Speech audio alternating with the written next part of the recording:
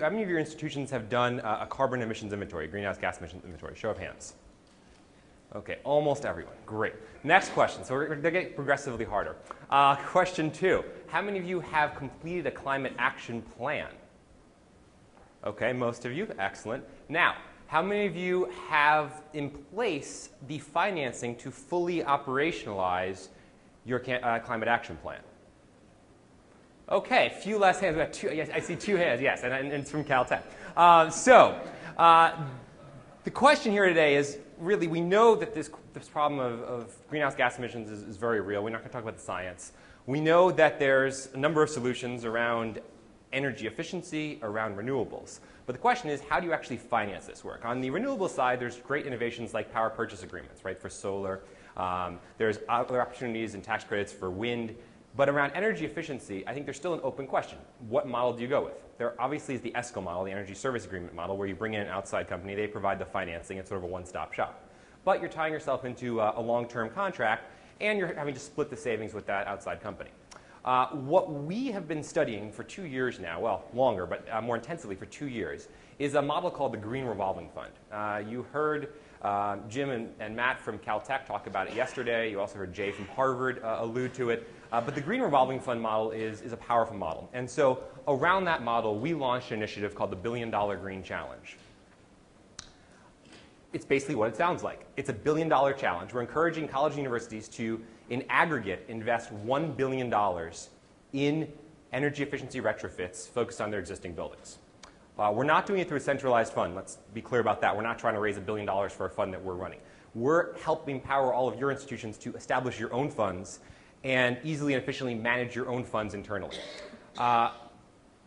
Exactly.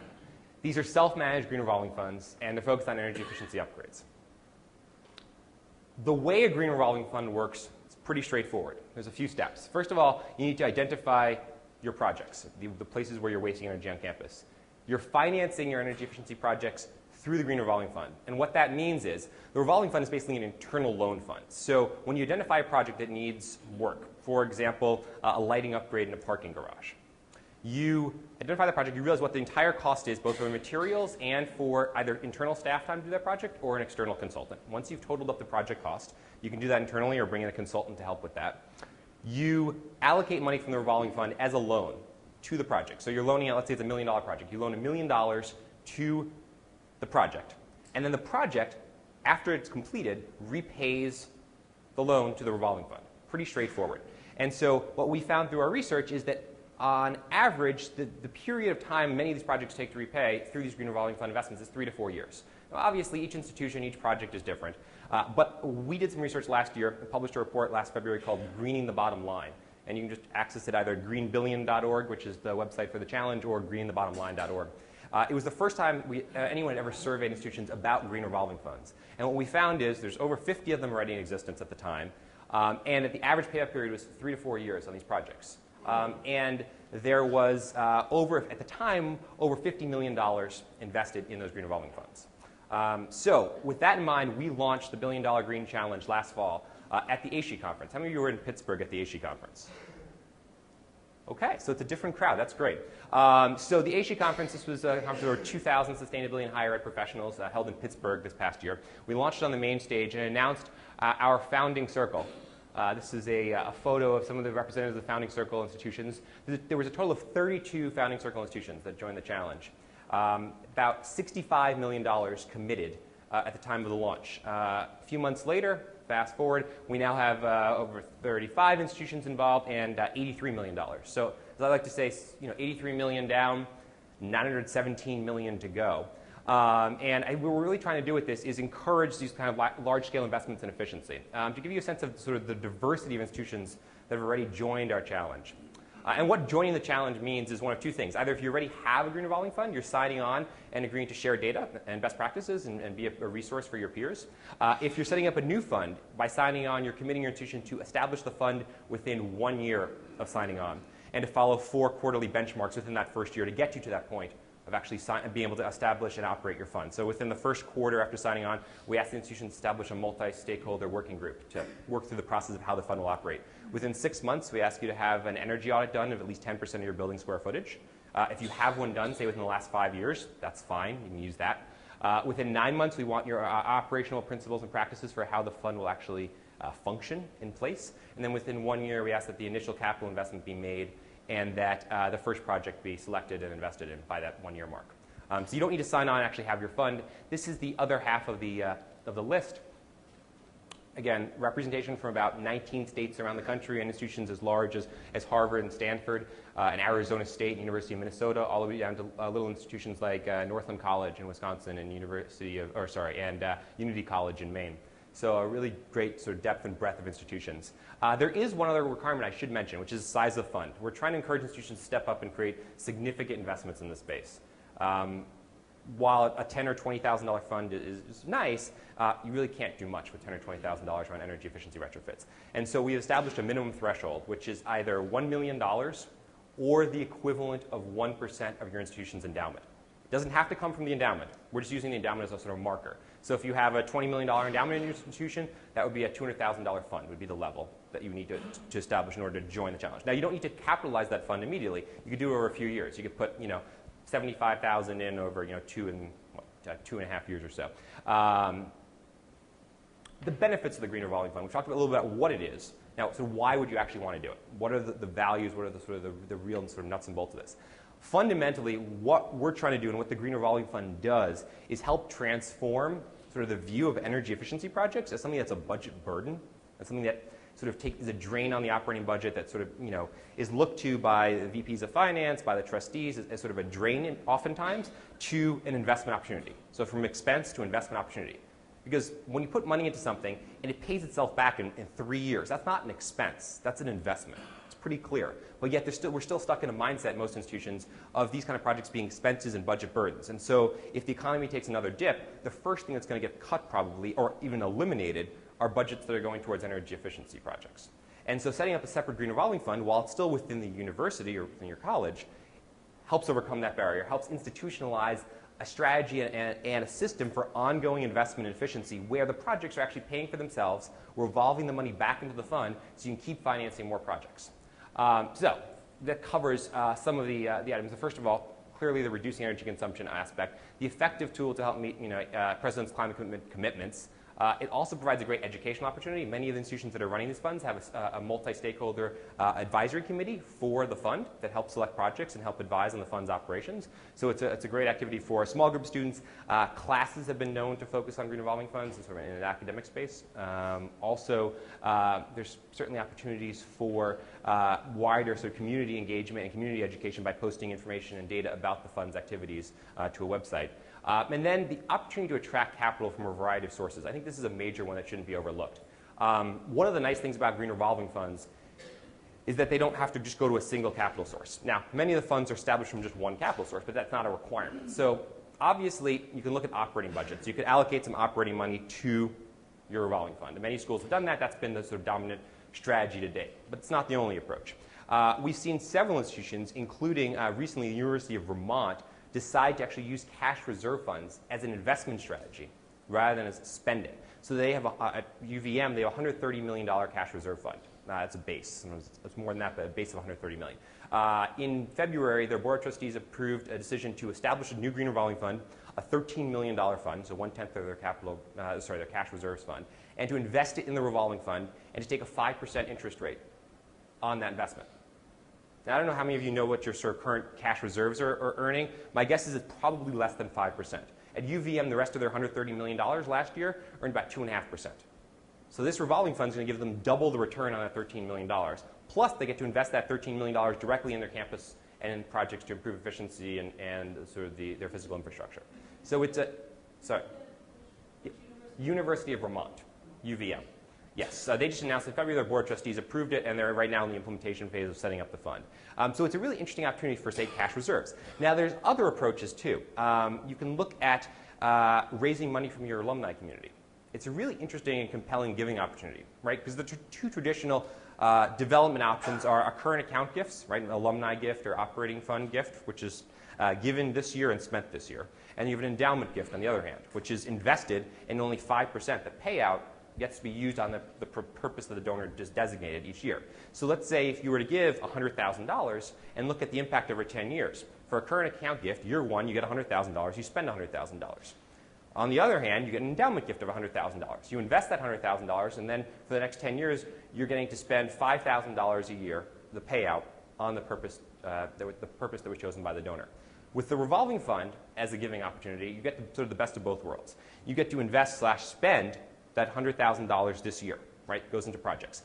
But because we know the payback period in general is around 3 to 4 years, that money's going to come back in the next 3 to 4 years. You're going to invest that $100,000 again, 3 to 4 years out. And then another 3 to 4 years out, you're going to get to invest it yet again. So in 10 years, conservatively, you're going to be looking at probably being able to have a sort of net benefit of about $250,000 to $300,000 in investment for a $100,000 gift. So pretty interesting alumni giving opportunity. I should also mention that a number of institutions are looking at and have considered using the endowment, not as a payout. This is an important point. When many people think about endowments, they think about restricted gifts and how there's really a lot of limitations on how you can use your endowment for different purposes on campus, and it's true. There's a tremendous amount of donor restrictions. Most university and college endowments, the vast majority of assets in the endowment are restricted gifts, right? You don't control those, how that money is spent. However, it's very rare to see a restriction by the donor on how the money can be invested, right? Most university endowments are pooled fund strategies where all sort of earmarked and all endowment gifts, regardless of their purpose, goes into a single pooled fund. And so when we talk about the endowment strategy, and we talk about the option of the endowment investing in the revolving fund, it's actually an investment, not a payout, where it potentially would be part of, let's say, a fixed income portfolio within the university endowment. So I want to touch on briefly sort of the points about the challenge and some of the aspects of what we're doing with the challenge, because this is, I think, an exciting initiative. It's gotten written up in the Chronicle of Higher Ed and a number of other publications. We are building right now a web platform that's going to help each institution that joins the challenge manage their green revolving fund much more easily and efficiently. Right now, the approach typically is Excel spreadsheets, which Excel spreadsheets are great when you want to start sharing data between multiple departments on campus, when you want to start sharing data with peer institutions, and you want to do it automatically. Excel spreadsheets really fall short. And so we're building a tool called the Green Revolving Investment Tracking System. And the idea behind this tool is to allow each institution to manage their own funds activities, so projects that are under consideration, projects that are in process, and projects that are already completed. So look at all those areas. And to also be able to tap into a project library that will be initially hundreds and eventually thousands of already completed efficiency projects at other institutions that will give you details about the amount of the investment, the square footage that it covered, the technology that was used, the old technology that was replaced, the consultant or construction firm that was used to actually do the work, and both the energy savings and the financial savings that's derived from those projects. I should also mention we'll also be tracking and incorporating in carbon savings as well. So we're looking at sort of all three of those areas. And so this web tool will allow you to log in. You'll have a key administrator that will be sort of the main administrator at your institution, but others will be able to have accounts, be given read privileges or read-write privileges to the tool. And we'll be launching a beta version for institutions in the challenge actually next month. We'll be actually announcing that. We're holding a conference at Harvard on May 15th. And while it's an invitation-only event, certainly willing to extend invitations to folks that are interested in coming. So if you'd like to learn more about that conference, it's May 15th at Harvard on financing the future of energy efficiency. Come see me afterwards about that. We're also sort of tracking the best practices and sharing best practices. We published in recent months a series of 9 case studies on individual institutions. So if you want to read about how Caltech is doing it, if you want to read about how Harvard's doing it, or how University of Colorado Boulder is sort of running their fund, how they found the capital, how they operate the fund. Case studies for these 9 different institutions are all on the greenbillion.org website. We're also providing no-cost consulting services to institutions that join our challenge. So not obviously full-blown services, but if you need some help in terms of the guiding document or a proposal that you're going to put before your president or your board of trustees, we have templates and samples, and we're more than happy to help provide some advice at that phase. Obviously, the connection to peer support is a major aspect of this program. We're really trying to build a network of institutions that are operating these funds to really share those best practices and avoid each institution having to reinvent the wheel. Harvard set up one of the first funds. It's about 10 years ago now. And while people have looked to Harvard, by and large, many institutions have reinvented the wheel to establish their fund over the last decade. And we really want to change that. I should have mentioned, though, that there has been a real upswing. Our research for Green in the Bottom Line found that about 3/4 of the green revolving funds created to date were created in the last 3 years. So it's a really it's really on an uptick. There's also, of course, the benefits of media attention and recognition. I also want to mention and recognize a lot of our great partners and funders. ASHI is on board as a partner. The President's Climate Commitment is a partner. Campus Ecology from National Wildlife Federation. Clean Air, Cool Planet, Second Nature, Clinton Climate Initiative, EPA's Green Power Partnership, Rocky Mountain Institute, a number of others. And we have some great foundation support from the Kresge Foundation, the Rockefeller Brothers Fund, Merck Family Fund, John Merck Fund, David Rockefeller Fund, and a number of other foundations that have helped support this initiative to date. So with that, I'd like to sort of formally close the presentation, sort of open it up to questions. I'm sure there's at least a few questions out in the audience, and love to start the conversation. Yes? With respect to what Vermont is doing, yes, that presumably is being paid back by states and people. yes. So did everyone hear the question? Okay, so the question was University of Vermont, how they're actually bringing back the money in to pay for that investment at 5% return. And so the answer is yes. The 5% return is going to be generated through the savings the projects achieve by reducing energy bill and utility bill. So have they had to get approval from the legislature to do that? No. They have not. Some states, that is an issue. The follow-up question was, have they had to get state legislative approval? In Vermont, that's not an issue. That was an issue, actually, in North Carolina. Environmental Defense Fund worked with a number of other nonprofits in the state of North Carolina to pass legislation to allow public institutions, including the University of North Carolina, to be able to recoup most of the savings from the utility budget. That is an issue in some states. But we've seen public universities in many states, I mean, at least a dozen states, establish these funds without having to change legislation. For a public institution, is there language in the proposals that you have formatted to protect that funding stream from attack from administrators that are looking for money? I mean, that's a good question. So the question about sort of did everyone hear the question about the funding stream and sort of attack from legislators or other sources? I mean, the way it can be written is that it's actually sort of a binding sort of loan agreement, and so I'm not a lawyer, so I can't speak to the sort of the full sort of legal ramifications and the ability to defend that. But we definitely have seen sort of cases where institutions are sort of writing these as sort of more formal loan documents, and so there's more of a requirement to repay that loan back to the revolving fund to avoid people siphoning off money for other sources or not repaying that loan. We've seen it effectively done at many public institutions, University of Arizona, Arizona State. University of Oregon, University of Minnesota, University of Colorado. So it's happening in a lot of places around the country, and we haven't seen any of that. We haven't seen any issues with that to date.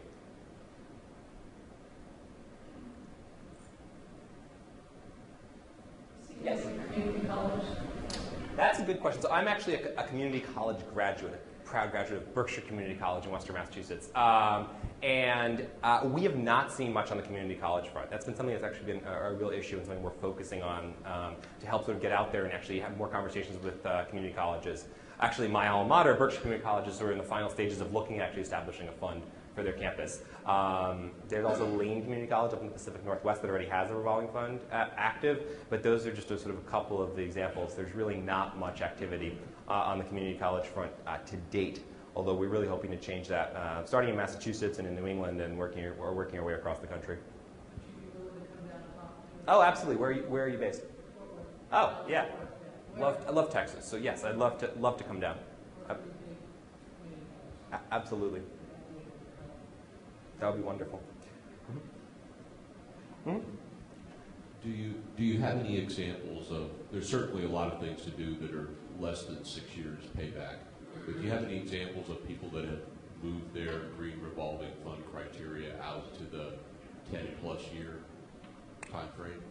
Yeah, so I mean, it seems like the trend is generally one of the questions is sort of the criteria for selecting projects, and what do you set up as sort of the maximum either size investment you're willing to do for a single project or the maximum payback period that's acceptable.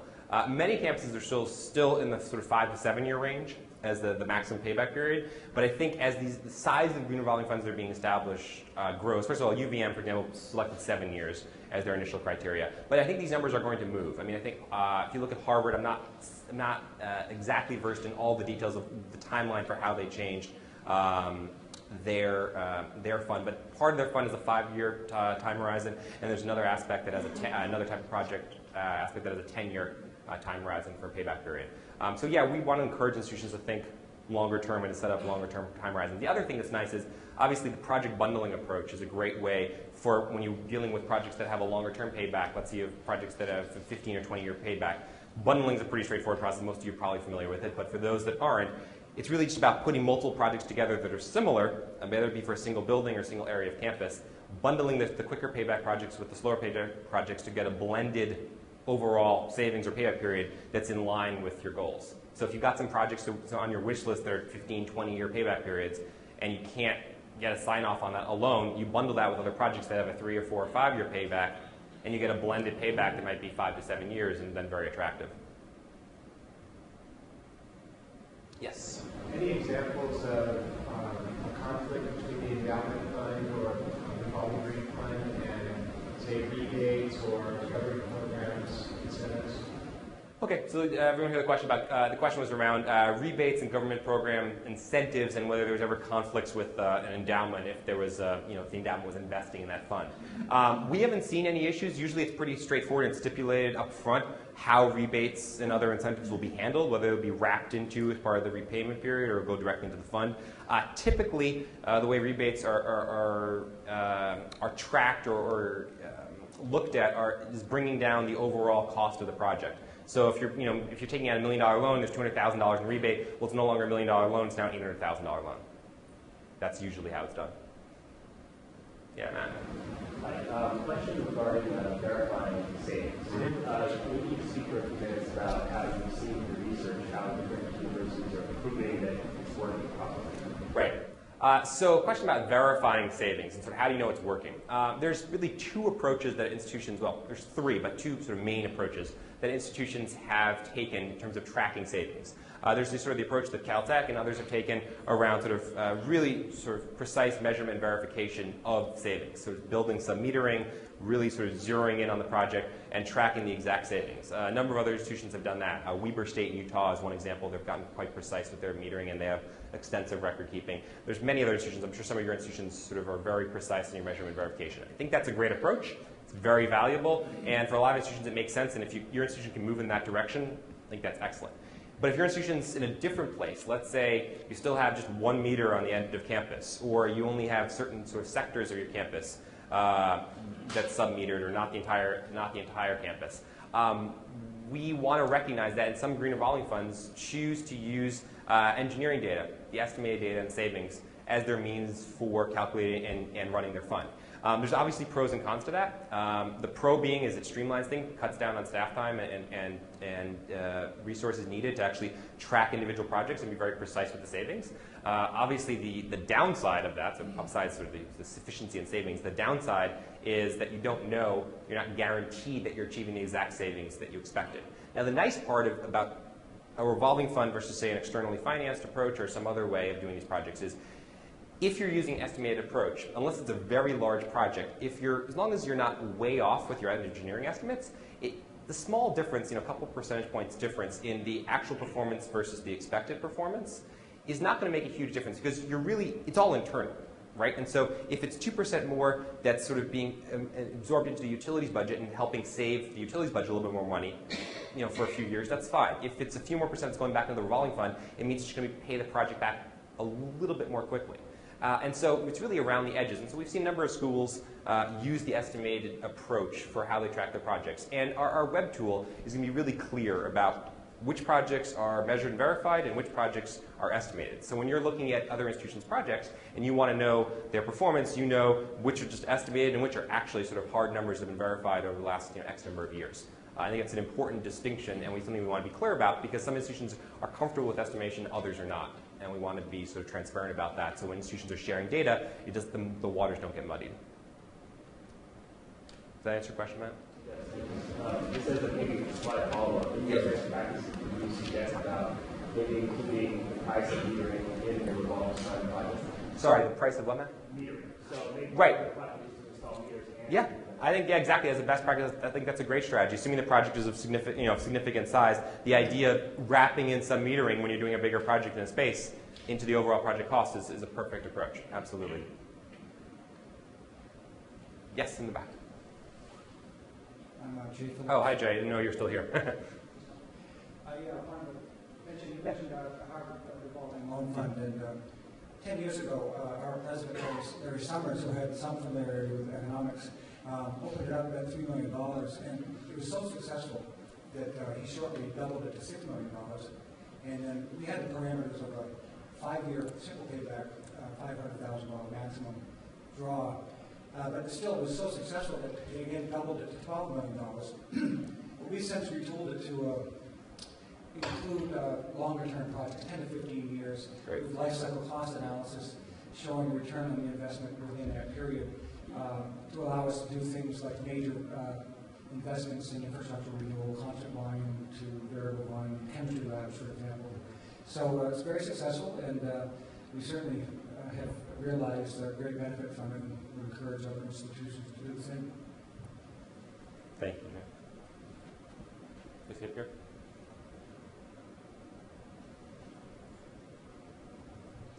Hi, Kathy Lindahl from Michigan State. Just share a couple of ways we've done some of our funding models. First, the cash pool was something we recognized, it's probably been 7 or 8 years ago. We were carrying too much in the cash pool. And so and again, it's all our issues are the same, so it's just a matter of the number of zeros behind this. So we lobbed off $50 million out of our cash pool over a period of 5 years and put those into endowments. And those were specifically identified for deferred maintenance. Great. And why that is important is because a good share of the energy efficiency projects that you're doing are directly related to deferred maintenance needs. Absolutely. So that's one thing that we're doing in that.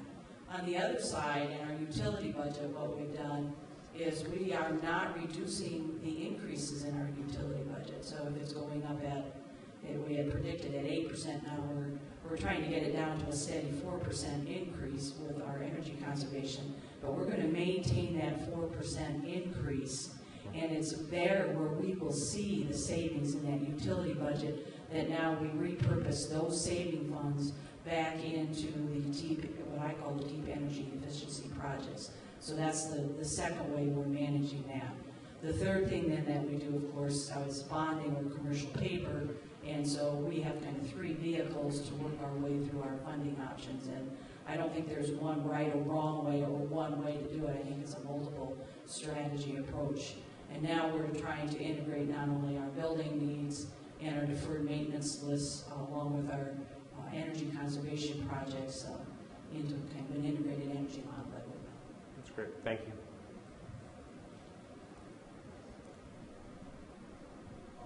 My question is, when you do the simple, straightforward projects, let's say it's lighting, it's really easy, it's simple math to calculate it.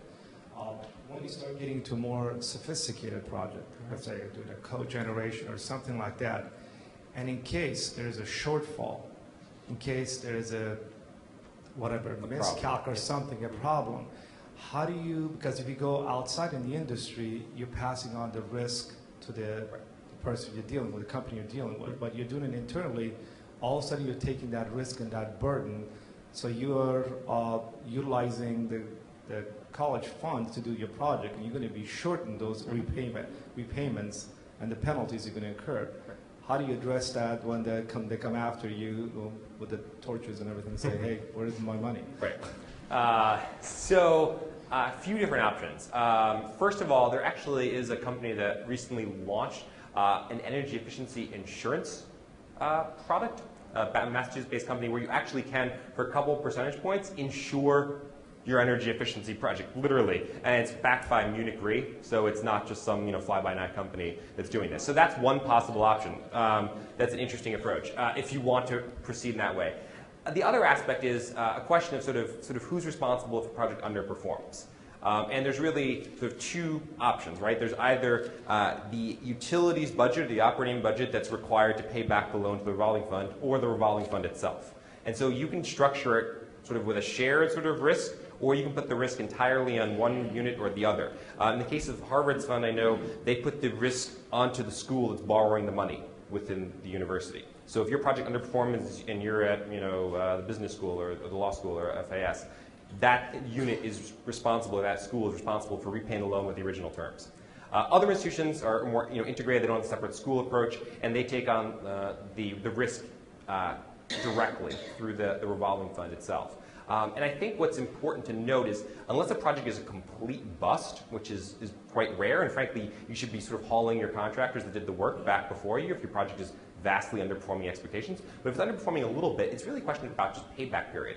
And because these projects have such a wide range of payback periods, if your project was originally estimated to be a 4-year payback period, right, and it underperforms by 10%, we're still only talking about extending the payback period out to 4.5, maybe 5 years, maybe on the specifics of the situation. So you're still sort of very much in the range of what can be done. You're not going to be losing money if the project underperforms. It's just a matter of sort of how quickly the project we pay back, and it'll be a little bit slower than originally expected.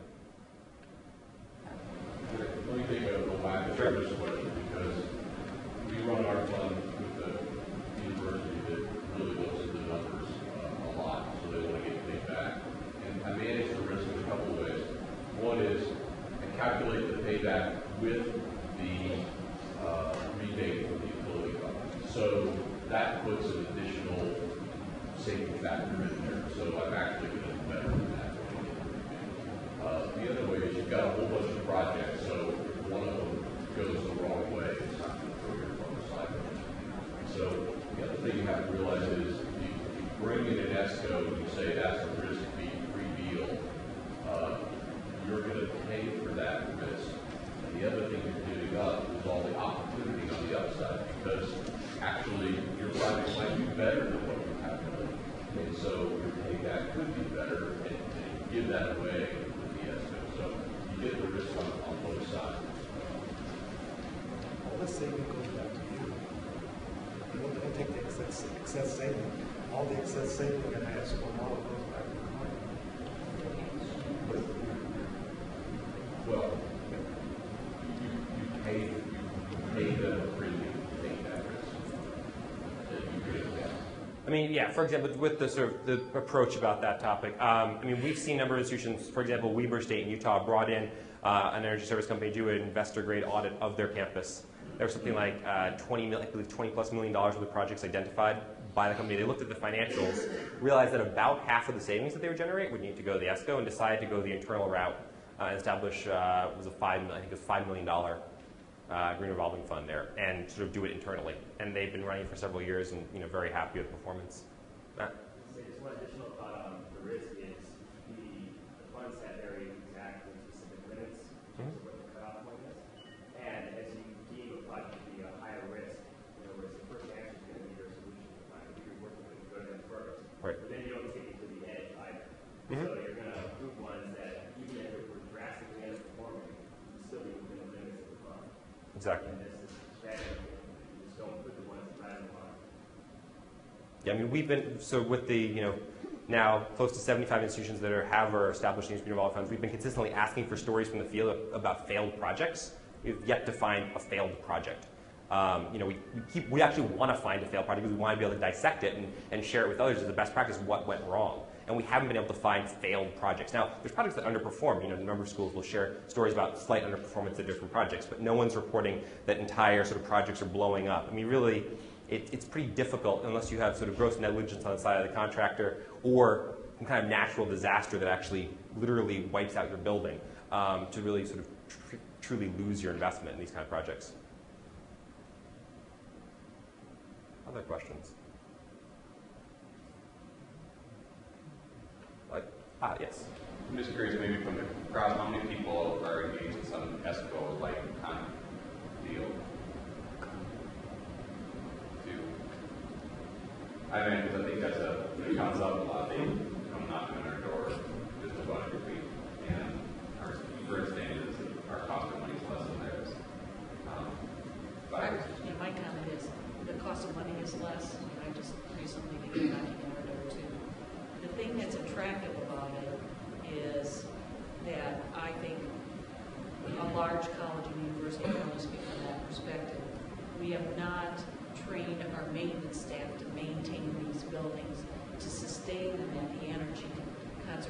level. And I think they're better equipped to come in and do that.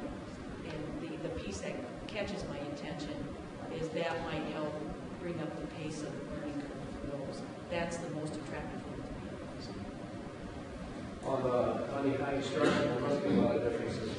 We bonded our own financing, so we have cost of living in. And we do all our own going in, there's no service contract associated with it, so it's the cleanest way to go.